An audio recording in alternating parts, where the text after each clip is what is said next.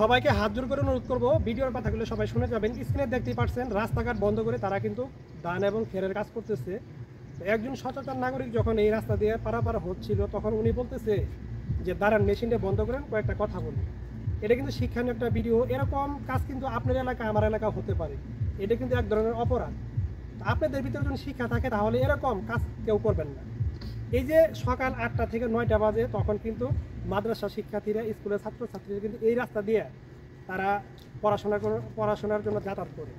আপনি যদি এই ধরনের কাজ কারবারগুলো করেন, তাহলে এই ছেলেপেলেগুলো কীভাবে তারা পড়াশোনা করবে বলেন তো? এই যে যারা বাইক দিয়ে যাইতেছে, যারা স্কি দিয়ে যাইতেছে, যারা অটো দিয়ে যাচ্ছে, তাদের শরীরে কিন্তু ময়লাগুলো যাচ্ছে, তাদের চোখে এক প্রকার ময়লা যাচ্ছে। এটা কিন্তু আপনাদের বুঝতে হবে। আমি শুধু একটা কথা বলতে চাই, যারা এই কাজগুলো করতেছেন, এই কাজগুলো ভুলও করবেন না। এই ভিডিওটি সবাই শেয়ার করে দেবেন।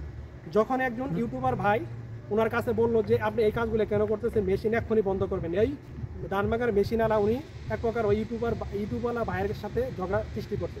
যখন বলছে যে আমি পুলিশকে এখন ফোন দেবো, তখন তারা মাথা নত করছে। এরকম কাজ কখনোই করবেন না। আমি দেখি অলিতে গলিতে যারা এই যে সিজনের সময় আমাদের মাল চাষিরা, এলাকার ময়মুরব্বীরা আপনার রাস্তাঘাটের ভিতরে ধান নাইরা দেন, খেয়ার শুরু নেন, এতে কিন্তু জনগণের জানমালের কিন্তু ক্ষতি হতে পারে। অবশ্যই আপনারা সতর্ক থাকবেন এই বিষয় নিয়ে। তো যারা এরকম শিক্ষামূলক ভিডিও দেখবেন সবাই শেয়ার করবেন, আর ভিডিওটি ভালো লাগলে আমার পেজটি সবাই ফলো দিয়ে যাবেন। সবাই ভালো থাকবেন, সুস্থ থাকবেন। আসসালামু আলাইকুম।